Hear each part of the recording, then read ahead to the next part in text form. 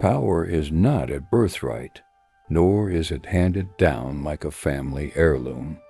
It isn't something you stumble into by accident or something you inherit through charm, talent, or good fortune. Power is sculpted painfully, deliberately, and with a kind of internal violence that most people will never dare to endure.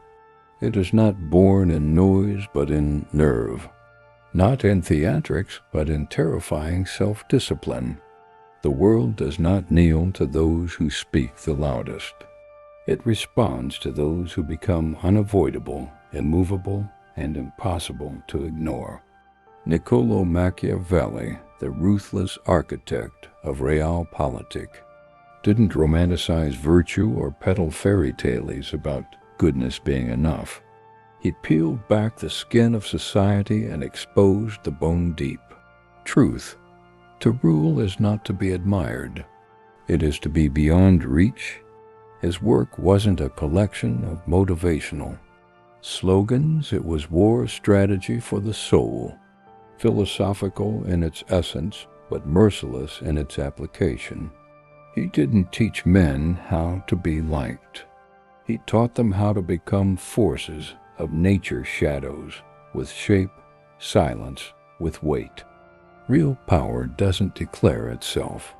It hums beneath your skin. It's in the calmness of your breath when others panic. It's in the way your eyes don't flinch when lies are spoken. It's in the refusal to react, the refusal to beg, the refusal to need anything from the room you're about to dominate. The world isn't waiting for your light to shine. It's waiting to be bent around your gravity.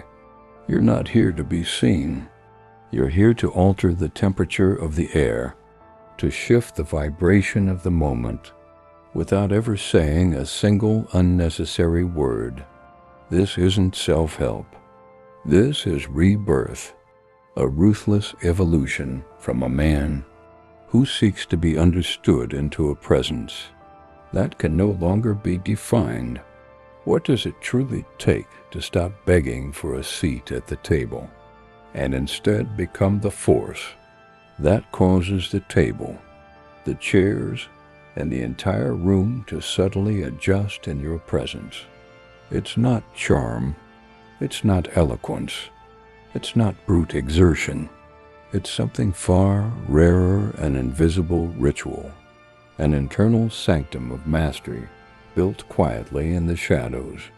It's the kind of sacred structure only known to philosophers of power and sovereign minds who've walked the edges of madness and still chose control. It begins not with action, but with the face of blank sculpture that reveals nothing, invites no assumptions, and betrays no emotion. You don't become unreadable out of fear. You do it out of precision, because to be interpreted is to be edited, and once the world can categorize you, it can contain you. Visibility becomes a target. Ambiguity becomes a weapon. Power hides in stillness because stillness disrupts the hunger of others to define you. When the environment becomes chaotic, your calm becomes unnerving. When you're insulted, your composure cuts deeper than retaliation. When praise is offered, your indifference speaks louder than gratitude. And when the world leans in to understand you, you give them nothing, because mystery is leverage and clarity is surrender. You become the kind of presence that doesn't respond to noise, but alters it. People begin to fidget in your silence, not because you intimidate them with aggression, but because you unnerve them with sovereignty. The room doesn't move because you're loud. It moves because you're immovable. This is no performance. This is the result of inner systems so deeply programmed that even your stillness has structure. The less you reveal, the more the world projects, and it is in that projection that you control the entire atmosphere without lifting a single finger. Power is never truly earned through mere strain. That belief belongs to the masses, those who confuse movement with mastery. The ordinary mind fixates on how hard to push, how long to hustle, how much to sacrifice. But the elevated mind, the one shaped by strategy and philosophy, asks only one thing: where is the lever that bends the system itself? Do not move like a desperate laborer chained to effort. Move like the architect who designs the very blueprint. Others exhaust themselves trying to navigate. Real power does not sweat, it calculates. It operates behind veils, speaks in codes, and manipulates structure with a single well-placed touch. You do not waste motion. You do not race. You orchestrate. You become the author of outcomes, the shadow that tilts the balance without ever stepping into the light. The philosopher king doesn't sprint, he constructs. Frameworks where one calculated move renders 100 obsolete. His throne is built on systems, not stamina. While others run, he rewires the terrain they run on. The mind must ascend beyond the battlefield of exhaustion, because that battlefield belongs to those without tactics. Speak little. Watch everything. Every careless word is a crack in your armor. Every unnecessary explanation is a shift in power you can't afford to lose. In a world intoxicated by constant noise, your silence evolves into a kind of unsolvable puzzle, a quiet force that pulls attention and unsettles the weak. Your speech is not casual, it is crafted, engineered, weaponized, not to soothe, not to entertain, but to strike. You delete the excess. You starve the need to explain. You let your silence become so charged, so sovereign, that others unravel just to make sense of it. You are not quiet out of hesitation. You are quiet because when you do speak, it must feel like a sentence being passed. You listen not for amusement, but like a tactician surveying the battlefield, and when you respond, it is not with commentary, but with command. What truly unnerves people isn't what you've done. It's what they can't quite grasp about what you might do. Fear doesn't spring from action. It's born in potential, in the untapped, the unreadable. So you must never lay your full hand on the table. Let them guess. Let them doubt. A true philosopher never floods the room with his wisdom. He drips it like an enigma, just enough to disturb the still water of their minds. You don't dominate by force, you haunt through restraint. The storm isn't in what you say, it's in what you choose not to. Your silence becomes a myth, your presence a riddle. You appear inconsistent not because you lack control, but because you own it. Predictability is for the powerless. Be unreadable. Let them question where your limits lie. Let them fear what would happen if you decided to no longer hold back. You do not shout, you suggest, and the silence that follows says more than any speech could. In their whispering, in their paranoia, in their quiet observations, you rule. Now you must ascend into rarity, into sacredness. The most intoxicating figure is not just loved or wanted, they are missed. They are never fully present. They are a hunger that never satisfies, a light glimpsed but never grasped. Your accessibility must evaporate. You do not become absent to insult, but to teach, to condition, to raise your value by scarcity. Let your time become ceremonial, your voice a privilege, your presence a memory chaste. You are no longer on demand, you are a limited edition. You must become something that feels ancient and priceless, not because you are unreachable, but because reaching you costs something. To touch your energy should require transformation. You are no longer common currency. You are the artifact no one dares misplace, because once gone there is no replacement. Relationships are not sculpted from affection, they're engineered with precision. Sentiment is volatile, easily manipulated, and often weaponized. Emotional dependency? That's not love, it's a collar disguised as comfort. And every time you wear it, you surrender your spine. You must remain elevated, not detached, but discerning. Give warmth, yes. Extend grace, yes. But never leak your soul into hands unfit to hold it. Keep your emotional bloodstream sealed. If they lean on you, you control the frame. If you lean on them, you invite collapse. Always design the bridge between you with sovereignty, and let its crossing demand a toll, a test, a cost. To give free access to your inner world is not connection, it's exposure. And exposure is what predators seek. Understand this.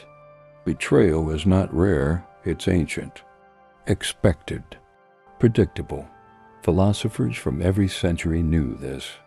The self, when seduced by fear, by ego or opportunity, will rewrite its promises and justify its desertion. So do not cling to loyalty as if it were eternal. Expect its erosion, not with bitterness, but with clarity. You must become fluent in human fracture. Study their silences, their slight delays, the subtle shifts in tone, the ghosted call, the rescheduled meeting, the sudden politeness where warmth once lived. These are not overreactions, they are data. They are early warnings. And you do not panic. You pivot. You anticipate not out of fear, but because the strategist never waits to be blindsided. This is not cynicism, it is clarity sharpened by pain and preserved by philosophy. You do not fall apart from betrayal you already accounted for. You do not mourn the inevitable, you master it. When you're provoked, do nothing first. That moment of pause is the beginning of mastery. Reacting is the instinct of the undisciplined. Emotion unfiltered and immediate is a blade that slices its wielder before it ever reaches its target. You must train yourself to breathe through the storm, to stand still while others drown in their impulses. Delay is not weakness, it is weaponized clarity. When you do respond, let it be once precise, cold, and irreversible. Power isn't found in loud eruptions. It's found in the silence that follows an unchallengeable decision. You are not feared because you shout, you are feared because when you act, there is no undoing it. Become known not for escalation, but for conclusion. You do not fan flames. You extinguish them with surgical detachment. People must learn that once you make a move, it is final. It is structural. It is fate. Control begins long before conflict arises.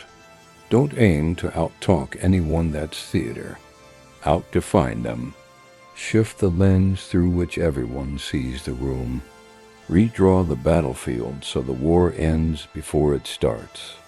Speak in frameworks, not frustrations.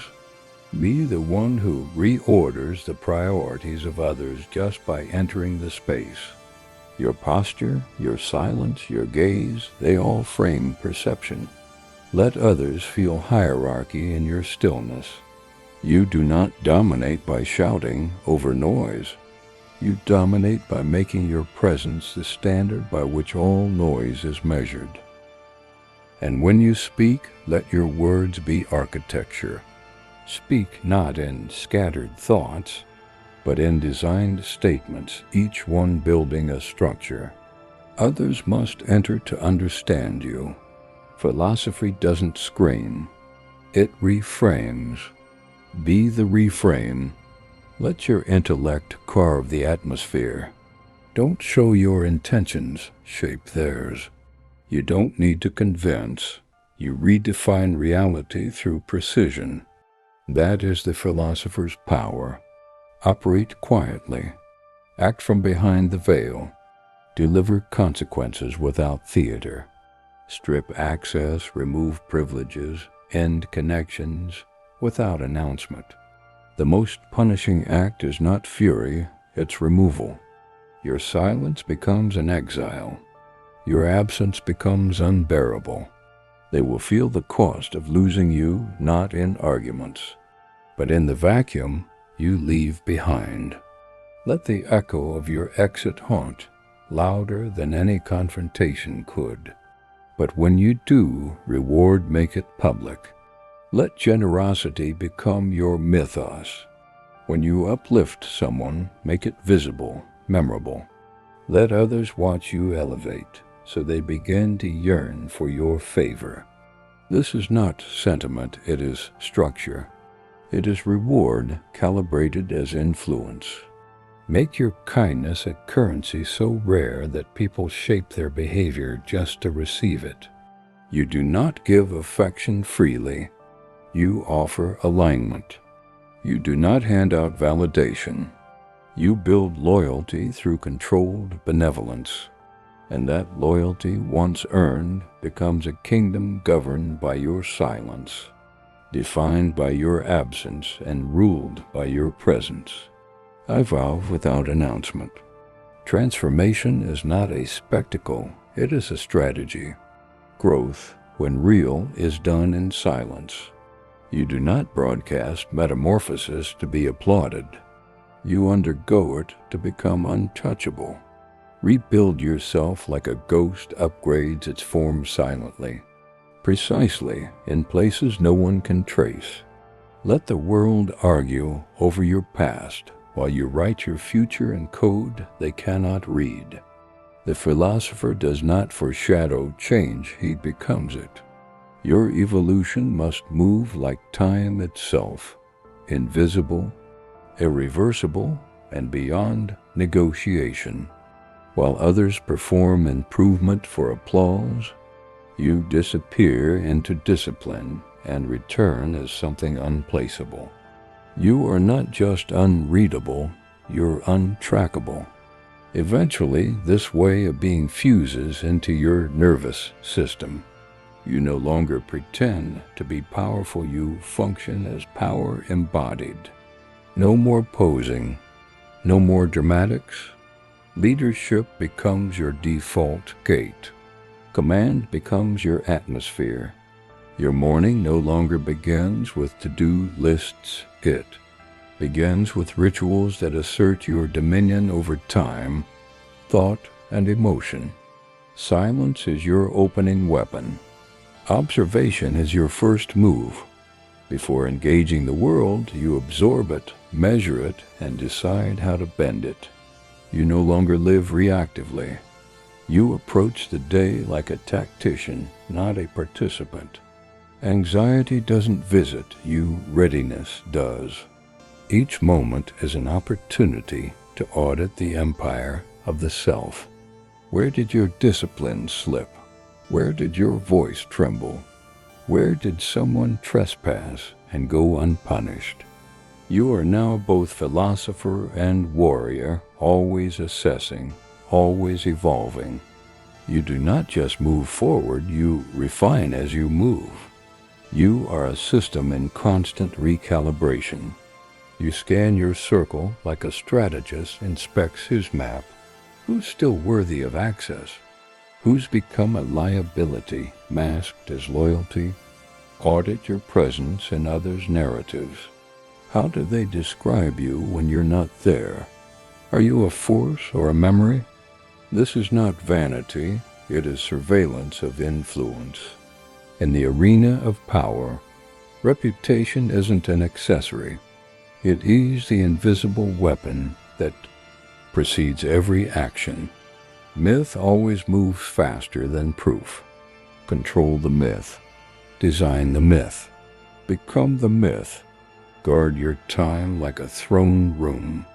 Every call, every invite must earn its passage. Not from pride, but from purpose. Your hours shape your legacy. You are not busy, you are selective. True power lives in intentional inaccessibility. Your emotions? Instruments, not masters. You don't numb them, you master them. Rage is felt, never spilled. Pain is processed, not performed. You become the strategist of your inner world. The one who commands his emotions without being commanded becomes unshackable. Reputation becomes your silent weapon. It enters rooms before you do. You don't demand respect. You define it. You become the quiet standard others imitate. Speak less. Appear reborn, sharper, distant, unreadable. No explanations. Only shifts. That's how legends form, not from noise, but from absence. They thought they understood you. Now they can't even reach you. Your environment must mirror your inner discipline. Remove cluttered people and things. Keep only what sharpens. Solitude becomes your kingdom, not your cage. You don't wake up to be inspired. You wake up to become undeniable. Because power isn't permanent, it's practiced. Every morning you pay its price with focus, stillness, and clarity. You do not speak strength anymore. You are the atmosphere of it. Others move around you, not ahead of you. You don't try to be memorable. You become a mystery, not a person. A presence, not loud, not known, but studied, still, rare, unshaken.